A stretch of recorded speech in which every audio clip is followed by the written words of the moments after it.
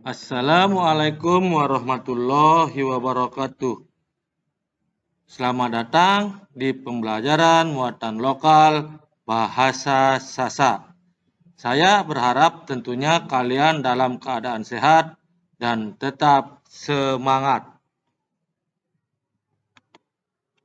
Pada pembelajaran muatan lokal kali ini, kita akan membahas tentang upacara adat yang berkembang di masyarakat Gumi Sasak.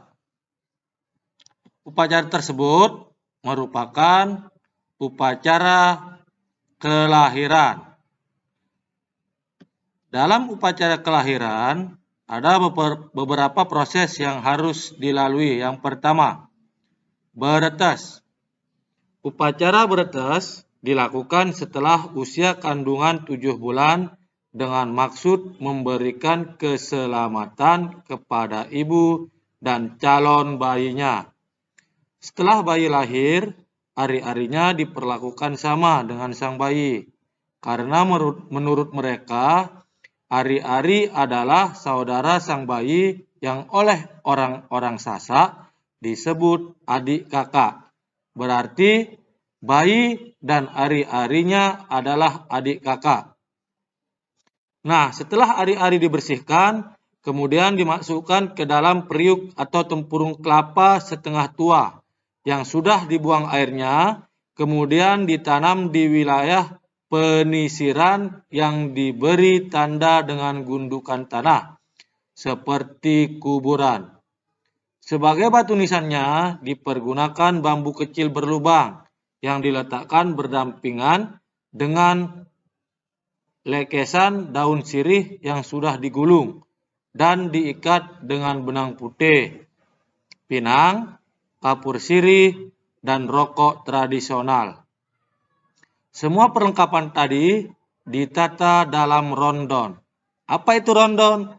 Rondon tersebut terbuat dari daun pisang yang berbentuk segi empat menyerupai kotak. Yang kedua, melahirkan anak. Setelah mengadakan sesaji atau selamatan melalui upacara tertentu yang berkaitan aktivitas kehidupan mereka sehari-hari, sebagaimana halnya yang dilakukan wanita Sasak apabila melahirkan, maka suaminya segera mencari belian atau dukun beranak yang mengetahui seluk-beluk melahirkan tersebut.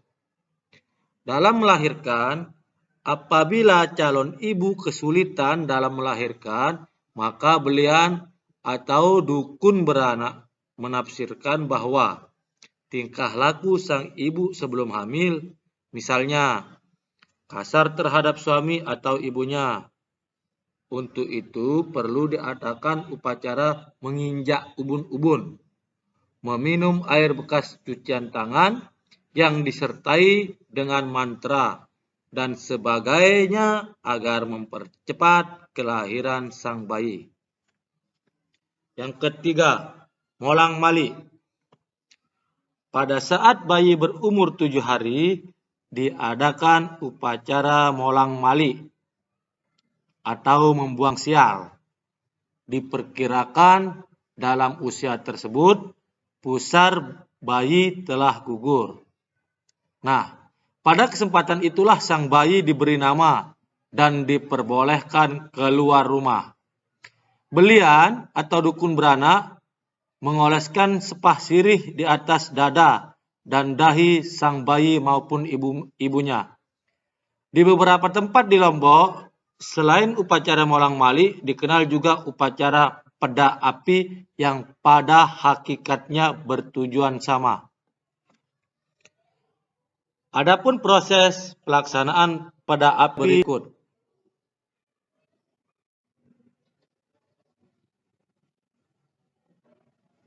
Proses pelaksanaan pedak api adalah yang pertama, memboreh sang ibu dengan boreh yang sudah diramu atau dihaluskan dan diberi doa oleh dukun beranak. Yang B, setelah selesai memboreh Lalu dukun menyiapkan bara api yang terbuat dari sabut kelapa yang ditaburi kemenyan dari daun lemundi atau sejenis tumbuhan pardu. C. Ibu bayi menggunakan kain secara berkemben atau berpakaian menggunakan kain sampai batas dada sambil menggendong bayinya dan berdiri di atas bara api, kemudian dukun memberinya doa atau mantra. D. Setelah dukun beranak atau belian selesai berdoa, bara api disiram dengan air bunga rampai atau meda api. E. Kemudian sang ibu menyembek dan menjam-jam atau dalam bahasa Indonesia mendoakan sang bayi menurut kehendak sang ibu. Hal ini dilakukan apabila tali pusar sang bayi sudah kering dan terlepas dari pusarnya. Yang keempat, ngurisang. Upacara ini sangat penting artinya bagi sebuah keluarga. Rambut yang dibawa dari dalam kandungan disebut bulu panas, maka harus dihilangkan. Nah, untuk itu masyarakat Sasak melakukan selamatan, doa, atau upacara sederhana yang disebut ngurisang.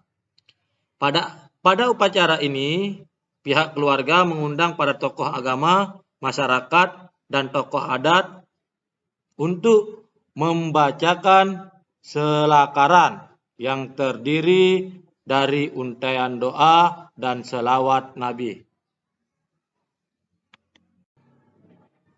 Upacara ngurisang ini biasanya diadakan secara besar-besaran dan diikuti dengan upacara bekekah, yaitu memotong hewan kurban disebut begawe kekah. Seringkali pelaksanaan bekuris agak mundur karena terkait dengan finansial. Namun jika tidak mampu, cukup pergi ke dukun beranak yang telah membantu proses kelahirannya. Dalam hal ini, cukup mengantar sesaji atau andang-andang dan sabuk katik atau sejenis umbak tepi berukuran kecil dengan bentuk masih bersambung. Sabuk ketik pada masyarakat Sasak disebut lempot puset atau sabuk kuning. Yang kelima, nyunatang. Nyunatang atau hitanan selain merupakan upacara adat, juga merupakan acara keagamaan. Dalam hal ini terkenal dengan nama nyunatang.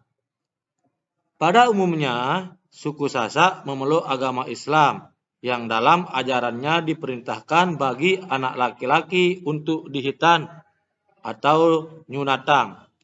Dalam nyunatang terjadi pertalian antara nilai-nilai agama Islam dengan tradisi lama yang berkembang dalam suku Sasak, sehingga diadakan pada bulan Maulid Nabi besar Muhammad Shallallahu Alaihi Wasallam.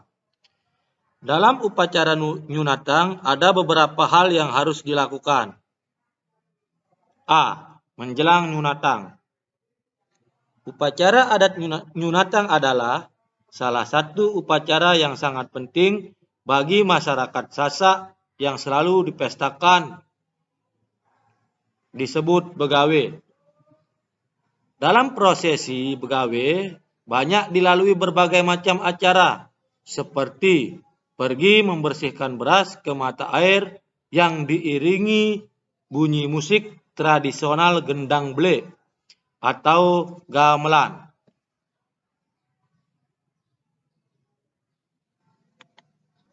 Yang B. Pelaksanaan nyunatang. Sehari sebelum pelaksanaan nyunatang, terlebih dahulu diambilkan air kemali untuk disiram ke ujung kemaluan yang akan dipotong. Proses penyiraman dan pemandian dilangsungkan pada tengah malam. Pada keesokan harinya, untuk menyenangkan anak yang akan disunat, maka anak tersebut diarak dengan peraja atau kuda kayu atau singa kayu yang diiringi dengan musik dan rombongan yang berpakaian adat. Nah, pada masyarakat Sasak, upacara nyunatang dilaksanakan pada hari Kamis sebagai puncak acara dalam bulan Maulid. Hal ini dikaitkan dengan kelahiran seorang Rasul pembawa agama Islam. Kegiatan ini bermakna simbolis atas pengakuan pembentukan dan pembinaan dalam fase awal untuk menjadi seorang Muslim.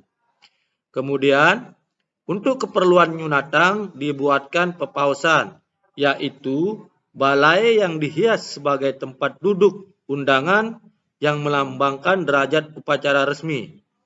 Bagi anak-anak Sasa yang akan dihitan diharuskan memakai kereng yang khusus ditenun pada bulan Rabiul Awal atau bulan Maulid.